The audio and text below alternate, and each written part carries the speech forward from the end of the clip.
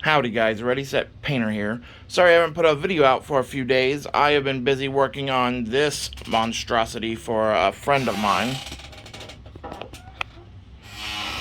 Never done snow basing before, and I made a custom flag here with his initials on it. I just thought it'd be cool.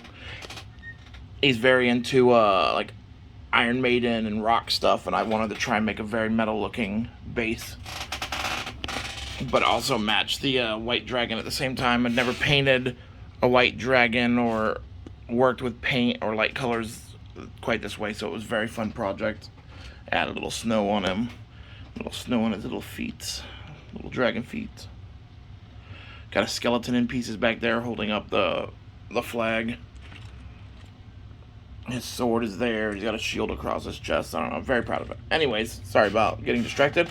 So what we're here to talk about is my next kit bash for The Doomed. I'm currently working on Oozing Bull. When I hear it, I thought of like a minotaur or a slime monster kind of mixed together. A lot of the monsters in the book feel very like two things mixed, like the Techno-Basilisk or the Cataphractal and stuff like that. So I decided to go with another Reaper mini. I really love their minis. This little Undying Minotaur. He's pretty big, so he'll be a good monster size, but he's not too big. And his little gluttons that follow him around, I got these gremlins. It comes in a 4-pack, so it was perfect. They carry knives as weapons, so that was perfect. They already have little knives in their hands. I don't have to do a ton of work to them, paint them up. I might add some stuff to them, just add a little flair. It's all about kit bashing anyways. He doesn't use a weapon, if I remember correctly. I'm going to check. He has like a charge ability. So I'm taking his hammer off of him, and I'm going to be adding this 3D printed shield someone gave me to him just because it looks cool. He's already got this weird little like fist weapon. So I'm going to go through the process of painting him and them, and then gooing him up, making him more of a slime monster rather than just a bull. I'm going to try to make it see-through, translucent, and I'm not quite sure how I'm going to do that yet. I might do small layers over time of the Vallejo water texture stuff. I'm going to add a little flair to them and make them cool. These guys, like I said, I might not do a ton to them. I haven't decided yet. And then his nexuses are just going to be made of mostly hot glue, I think. I'm going to use some clear fishing twine and like make them have some like standing points, maybe add a skull or two or a bone to them just to give them a little character. And then I'm going to use hot glue as the majority of the body and then put water texture over the hot glue. So hopefully that works out. We will see in the next video once I have them a little more done. I'm sure you noticed the little space Nazi guys. I'm currently working on the exterminators as well. Exterminators seemed fairly easy, and I wasn't sure what I was going to do with them. Hold on, let me move the light for you guys so you can see these a little better. The exterminators.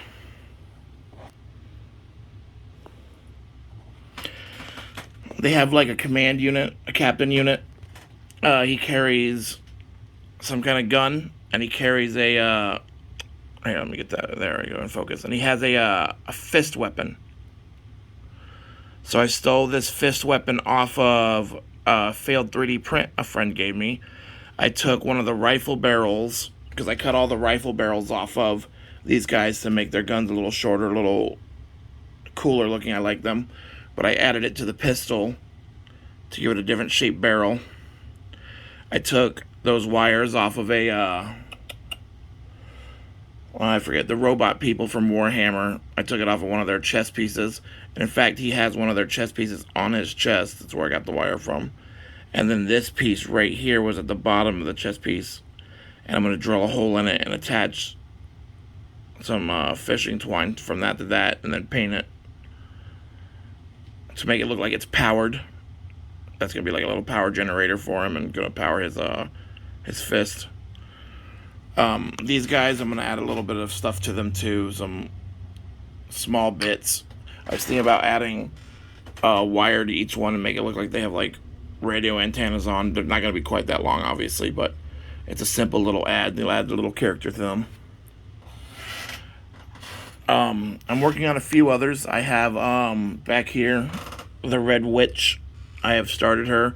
It's a 3D print somebody gave me. These guys are 3D printed as well. A friend of mine gave them to me for $1 a piece. After she gave me, where's this one right here? She sent me this for free. And I thought he looked really cool, and that's what gave me the idea for the exterminators. So I picked out a few of these things, and she sent them to me. And I'm going to use them for the exterminators. You got the 5 grunts and the 1. Like I said, this is the Red Witch. I haven't got her hags yet, so I don't have that together. I've been very busy with a bunch of other stuff. I stole this blade off of this guy up here. I don't know what he's called, but a guy at the Warhammer store actually gave them to me for my birthday. I got quite a few Warhammer minis for my birthday from that store. It was really nice of them. I had never been to a Warhammer shop before, so. But I'm taking the blade, since she uses like a talon, and I'm going to attach it to where I removed her hand. So she has one hand that's just going to be this blade up here to use as a talon. Let's see. I got these guys to use for the Eliminator drone. Some of them are beat up. The same lady who printed me these guys printed me these drones. There's something to do with Warhammer. I'm not sure what the figure is. I know these are not an actual unit, I don't think. But she, I think she 3 times the size for me, so that they were bigger. And I'm going to make the Eliminator drone.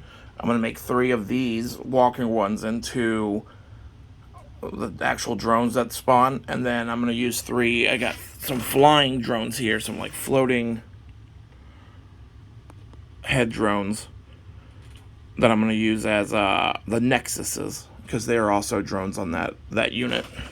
Haven't decided what I'm doing for everything. I have a bunch of ideas. I've been going through the book a lot.